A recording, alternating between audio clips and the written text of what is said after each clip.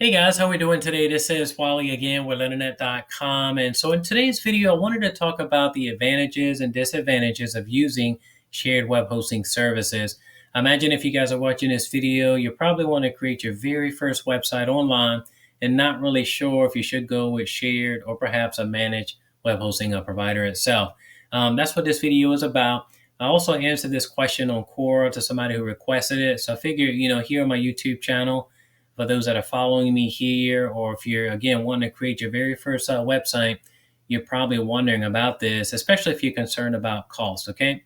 But if you're new here to this channel for Internet.com and it's your very first time stopping by, I really appreciate you guys subscribing to this channel. Go ahead and smash the subscribe button along with the bell.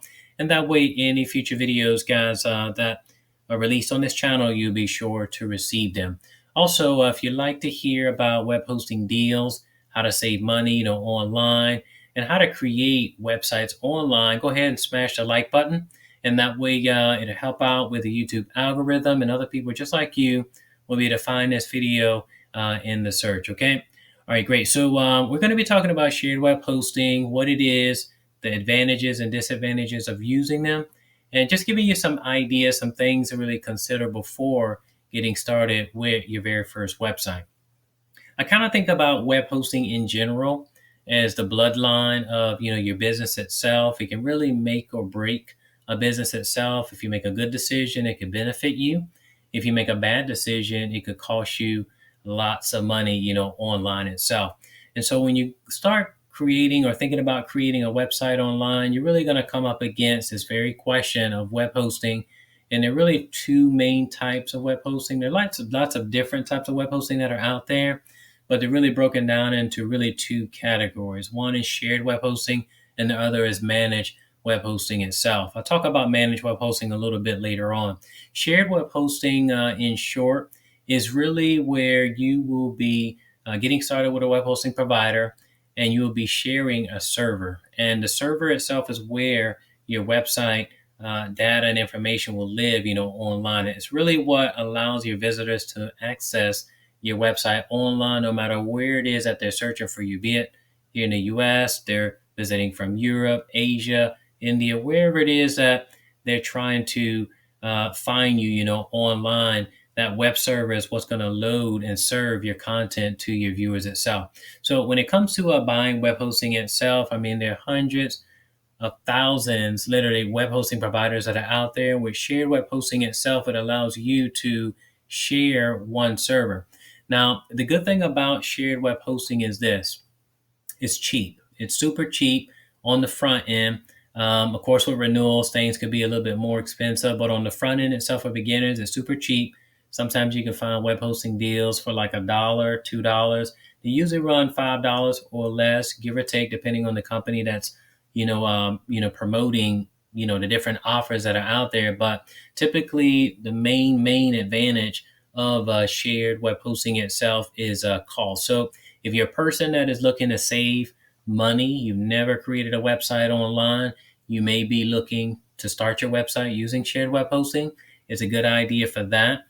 Once your website starts to grow, with web traffic online, over time, it's highly recommended to just upgrade to what's called managed. And I'll talk a little bit more about what that is. But in short, with shared web hosting itself, typically hundreds or thousands of people are sharing one single server. When I think about shared web hosting itself, I like to give people the example of a person living like in an apartment. If you have an apartment and you have a roommate, the benefit, to that obviously is that, you and your roommate or roommates will be to divvy up the expenses. So essentially the benefit to you on the front end is that you'll save money. You'll pay less in money out of pocket each and every month, not only for your rent, but other expenses like your water, your electricity, and others that, may come into play. So on the front end, guys, the way you benefit primarily with this is that you're saving money, on the front end when you're renting an apartment amongst others itself. Now, some of the downplays or some of the downsides, of this is that one, you have to share bathrooms, you have to share food, you have to share a lot of things, when it comes like to the apartment itself. That could be a good thing. It may be a bad thing. If somebody is using too much electricity, then it means you're going to pay more money. If somebody is using too many resources, like too much water, maybe they're wasting water, obviously those expenses will be divvied amongst you and, your roommate or roommates, and you'll be paying more money. And so essentially when you get started with a web hosting provider that's offering like shared web hosting itself, you're doing just that. It's almost like you're occupying an apartment. Your website will live on a server that's powered 24/7, but you'll be sharing it with hundreds or even thousands of other people that have websites maybe similar to yours. They may not be similar to yours, but you're going to be sharing a lot of those resources. So again, on the front end, it's super cheap for you, and it's great like for beginners and newbies online that have never created websites online. But the downside to it is that some of the people that are using the server itself or on that same server itself may use up too much data. They may use up too much bandwidth. They may use up too much disk space. They may use up too much resources that are allocated, for each individual user itself. The bad side about that, guys, if that should happen, is that one, it could create, slower page loads, slower loading websites. Google looks really closely at, page performance itself. In fact, that's one of the ranking factors to, be able to rank higher in the SERPs itself, is to have a website that loads fast itself. So if you're going with a shared web hosting provider, the good thing, guys, is that you'll be saving money with it on the front end. The bad side is that you'll be sharing a lot of the resources, which could cause, again, like slow page loads. It could cause a lot of other issues that you may not be expecting to happen. Typically with shared web hosting itself, guys, you're actually sharing an IP address. And so the bad idea about that is that if somebody is doing something that's wrong on the internet, maybe they are like spamming other people, being that you're sharing that same IP address that could be, linked, to your website itself. And you may not be the person that's causing, the problems, online itself. So there are a lot of things that, are not so great, about, shared hosting itself. Some other things that come to mind when I think about it off back is that, with customer support, it may not be as fast as with managed. You may have like longer wait times itself. And so, you think about a lot of the companies that are out there that tend to be cheap on the front end. You have HostGator, there's Bluehost, there's iPage. A lot of these companies that are owned by a web hosting conglomerate called EIG, typically known for having like longer wait times, for their phone, their email, their chat, and just customer support in general. So that's something that you just want to know about. You want to consider that although you are paying less money on the front end, you're going to have to deal with, longer wait times itself. So if you have a matter, like a problem or issue that's wrong with your website itself, if you're wanting to get like a very speedy response, you may not get that, depending on the web host that you partner with today, should you go with a shared web hosting provider. Another disadvantage, guys, of like shared web hosting is that they may not have the best in the way of security itself. Security is a big issue. Websites are hacked each and every day. I was looking at a stat online from WebArc Security, if I'm not mistaken.com, where they mentioned like upwards of 30,000 websites are hacked each and every day. Can you imagine that? 30,000 websites hacked each and every day. So security is something that is extremely important. You don't want your website to be hacked, nor injected with malware or taken over, anything of the like. But a lot of these shared web hosting providers, not all of them, a lot of them don't have good security measures, in place itself. And when you think about that, with the slow page loads, the slow customer service, or slower, response time with customer service, all of that contributes to complaints. And so what I like to do with any web hosting provider online that I'm thinking about getting started with, or maybe to create like a WordPress website on, I like to check out the reputation of the company itself. And what I recommend that you guys do is you can hop over to a site called Trustpilot.com. And when you get to Trustpilot.com, guys, in fact, let me go to it right now just so you can see what I'm talking. Just type in Trustpilot.com, guys. And when it loads, what you're going to see is a page that looks like this. And what I like to do is I'll type in the name of the web hosting provider itself. You could do this not only for web hosting, but for any company that's out there that you want to know more about, just to see like what people think about the web hosting provider. Just to give you guys an example of this, just type in like, let's type in, for example, Bluehost. You can't go too many places online and not hear something about Bluehost itself. They come highly recommended by WordPress.org, along with SiteGround and DreamHost. But you notice that if you were to check out like this company itself, and again, they specialize in shared web hosting. They have other types of web hosting, but they're really known for their shared web hosting. You'll see that they have a 2-star rating based on 797 Bluehost reviews that have been left here. So it gives them a 2.2 out of 5 stars itself. And you can see the breakdown and actually see what people think about the actual web hosting provider, different complaints that have been shared, on this particular, website itself. And again, you can apply this to any web hosting provider that's out there. I mean, if you were to type in, say, HostGator, this is just another of many that are out there, guys, that specialize in shared web hosting itself. You type in that name itself, HostGator.com, and you'll see 3 stars out of 5 with an average of 2.9 stars out of 5 based on 907 HostGator reviews. So again, you guys can get a more of a bigger picture of what to expect, from a web hosting company. And I just wanted to share this with you. That way you guys can see what it is that you want to, consider. If you're thinking of considering rather a web hosting provider, you want to check out the background just to see what other people think about them. With web hosting itself, I mean, you have some positives, you have some negatives, but typically with shared web hosting itself, being that it's so cheap, you may have complaints, and complaints may range, or around like customer support. People may complain about security. They may complain about different things that are going on or that they have experienced, right? And it may not be the case with everybody, but it's something to think about if you are wanting to go with a shared web hosting provider. Another disadvantage, guys, that comes to mind is downtime. So downtime and uptime, for you to understand, what it is. Uptime really is just a measure of how often your website appears online. You guys are watching this video on YouTube, which is great, on my channel. But if you're watching, like on my website itself at learnernet.com, and you were searching online in Google, what are the advantages and disadvantages of shared hosting? And you came on my website itself, you clicked through, but it was down for some reason itself, that would be an issue, right?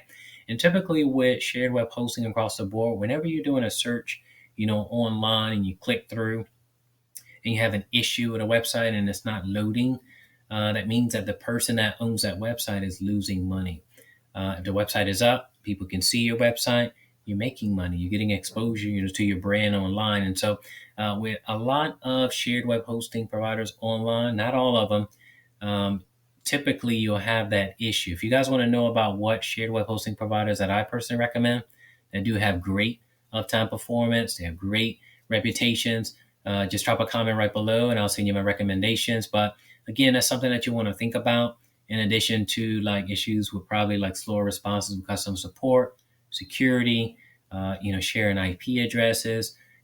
All of these issues can be a thing if you get started with the wrong, shared web hosting provider itself. And again, a lot of the companies that are out there, not all of them, but a lot of them are owned by one web hosting conglomerate called Endurance International Group, or EIG, as you may hear it, online.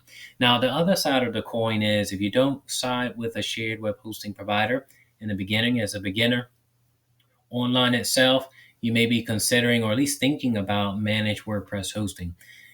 The flip side of that, with managed web hosting, just to give you a quick spin of what that is typically, versus living like in an apartment, I kind of compare it now to living like in a house. When you have a house, you obviously have more space. You have like a big yard, maybe a front and a backyard. You may have neighbors, but they're not on top of you. You don't hear all the noise and everything. When you're in an apartment, anything that happens, someone makes a noise, they're like stomping on the floor, their kids are running inside of the house. If you have an apartment, you guys know if you have an apartment, let me know right below if you live in an apartment. There's nothing wrong with that, but you guys get the picture. When you live in an apartment, you hear every single noise there is. But when you have your house, you don't have to worry about that. You have that peace and quiet, more security, if you will, by having your own house itself. And so I just use that example. That way you guys can understand off the gate the real difference between having like shared web hosting versus managed web hosting itself. You have way less people that occupy servers. Typically, with your web hosting itself, it will be able to support higher volumes of traffic itself without crashing. I mention that because a lot of shared web hosting providers out there, not all of them, but a lot of them that are out there, don't have the ability or the capability of supporting high volumes of traffic. And I say that because, my website with learning.com, I get visitors from all around the world. I get visitors from the US primarily. I get them from Europe, from Asia. I get them from all around the world. And so the cool thing about, with managed WordPress hosting itself is that vast majority of managed providers out there give you CDNs or content delivery networks. And these really not only allow you to support higher volumes of web traffic, but it also avoids your website from crashing due into like spikes in traffic itself. It also helps with like blocking malware and different attacks that could happen like in the cyber world itself. And so there are a lot of huge benefits that come already like embedded, in or packed in, with, a lot of the managed hosting plans that are out there. This video is not with the purpose of like going over a lot of the companies that are out there. I mean, there are a lot of managed WordPress hosting companies out there. I mean, you might think about some like Liquid Web. There's Kinsta. There are tons of reputable companies that are out there. Nestify, there's Flywheel. Bionic WP is a really nice one that I just came across not too long ago. I did a review on them. If you're interested, you can check out. I'll drop a link below. That way you guys can check them out. I think they're really great. They're new, but I think they're a really great web hosting platform as well. You may have heard of companies like WPX Hosting. There's another one called JavaPipe. I mean, I can go on and on and on about reputable managed WordPress hosting companies that are out there. And so if you want more information about any of these that I've mentioned, guys, I'll drop links right below. And also you can check out the blog and check out some of the reviews that I have, on these companies that are very detailed. But again, going back to the advantages of siding with a managed WordPress hosting provider itself is that, the difference with shared is that, you have slow customer support. With managed WordPress hosting itself, the support itself is a lot faster. You can get in touch with somebody within seconds, sometimes 30 seconds or less. But whether it be with chat or like phone, a lot of these companies have far more employees, like staffed around the clock. And it won't be just like a 9 to 5 deal where you can only just get in touch with somebody during those, set hours. But with managed, typically 24/7. You can always get in touch with somebody like super fast and to get your issues resolved that you may be experiencing with your website itself. Another great thing about going with manage is that when you think about like the automation of your website itself, like with WordPress, like databases, like updating themes, plugins, PHP. I mean, anything that needs to be updated or have maintenance, on your website itself. With managed platforms itself, all of that is done for you automatically. So that's very important because before I mentioned about the importance of having like really good security and how on average, according to some stats online, an upwards of about 30,000 websites are hacked each and every day. And that's just one reference that I found online of many, right? But they all, sort of concur, with that very stat itself. And so you think about that, a lot of attacks that happen on websites, a lot of websites that are hacked are due to software that's not updated. Be it, with WordPress, it's not updated. Maybe themes are not updated. Perhaps plugins are not updated. Something with your database is not updated. Those are the typical issues that contribute to websites being attacked or even hacked itself. And so the cool thing about managed WordPress hosting, guys, is that you don't have to worry about that at all. The platforms are fully managed and all of these updates happen for you automatically. So that's one of the things that I wanted to mention that is a huge advantage should you decide to go with a managed hosting provider itself. And across the board, when you think about like reputation. Again, if we go back to Trustpilot, and I just wanted to enter in like, just a name of a company itself. Let's just look at Kinsta. We'll pick on Kinsta right now. There are a lot of managed WordPress companies that are out there, but you see, with Kinsta itself, they've been around for a long time, guys, and based on 335 reviews that have been left here for Kinsta's profile and Trustpilot, you can see they have an average of 4.8 out of 5, which is amazing, right? 5 stars across the board based on, the reviews that have been left. It's a really, really amazing web hosting provider, again, that specializes in manage web hosting itself. So, I mean, you can go down the line, guys, and just think about any provider that's out there that really specializes in, manage WordPress hosting itself. There's tons of them out there.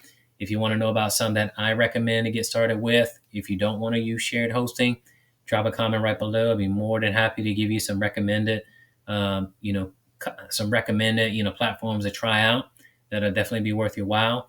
But there's something that you want to know. The real only disadvantage that you will come up against with managed hosting is the cost. So again, the advantage of shared web hosting is that one is super cheap, but you're sharing all the resources.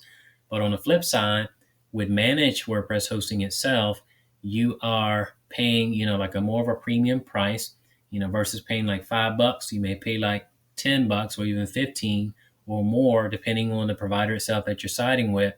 But again, the huge benefit is that one, you have super fast, page loads, great performance, rock solid uptime performance, super fast customer support, all of these benefits that come, with it. And so, I mean, you think about it, do you want to rent like an apartment, or do you want to own your own house? Do you want to drive like a Hyundai, or do you want to drive like a BMW, right? I mean, there's a clear difference night and day. And these are just simple examples of many that can really help you to appreciate the real differences between shared web hosting and managed, guys. So what's my final verdict when it comes to, creating, websites online? What I honestly think, guys, if you're new online, you've never created a website online, I think you should use shared web hosting to get started. That way you can become more familiar with creating and managing websites online with the, allocated resources that you have. But as your website, continues to grow and you gain, more traction online, you get more visitors, not only from, the country of origin where you are, be it the US or Europe, what have you, but you start to get more web traffic, online. And I think it just makes sense to just scale up and, get managed hosting itself. Yes, it does cost more, but what you're getting from it is quality, and that's what your customers need. And when people are searching for you online in the SERPs, be it on Google, Yahoo, Bing, or DuckDuckGo, whatever search engine that they're using, people want to find you in the search engines, right? And if they click through and your website is not available, then that's a problem. It means that you're losing money. And so at the end of the day, guys, you want to think about what's in your pockets. If you want a super tight shoestring budget, I highly recommend you to start with shared web hosting itself. I'll drop a few highly recommended web hosting providers that I feel are super reputable for shared web hosting itself. And I'll also drop below in the description, guys, some managed hosting providers if you guys, want to go that route. On any note, I want you guys to drop your comments right below. I wanted to cover this. I touched on it on Quora, touched on it on a few other, avenues, online itself. So I decided to put up a post online, on the blog itself. You guys can check it out. I'll link to it right below at learningnet.com. And that way you guys can, again, come to a decision yourselves about shared versus, managed WordPress hosting. That's all that I have for this video today to cover this topic and give you guys an overall idea of the advantages and disadvantages of using shared hosting versus managed hosting itself. But of course, I'd love to hear your thoughts below. Tell me which web hosting provider you're using right now. Let me know also which web hosting provider you're considering to use and why. All right. If you guys haven't done so already, smash that like button right now. Show me some love on this channel for learningnet.com. and also hit the subscribe button. That way, future videos just like this, you guys will be sure to receive them. I hope you guys have an amazing day. And as always, stay safe during COVID.